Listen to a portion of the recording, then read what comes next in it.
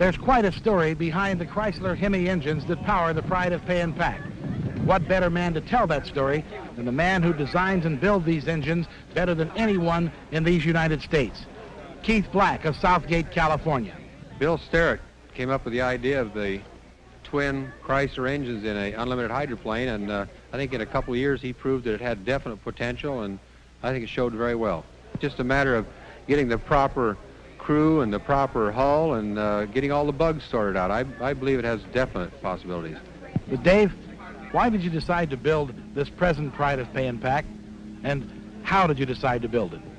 Well, I think the reason we had it built, or decided to have it built, Phil, is first off, we want to beat somebody, and the only way to beat somebody, I feel, is to do something a little differently. Also, another big decision, or a big part of our decision, was the availability of our Rolls equipment, our engines, and also qualified people to work on this.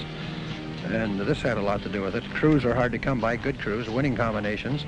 And so I looked around and decided that if I was going to stay in the sport and be competitive, I was going to have to get something that would run faster and would be easier to work, and the availability of parts would be a lot easier. So we decided with Ron Jones and Keith Black on these Chrysler engines to give this a try, and I sure hope it's going to be very successful.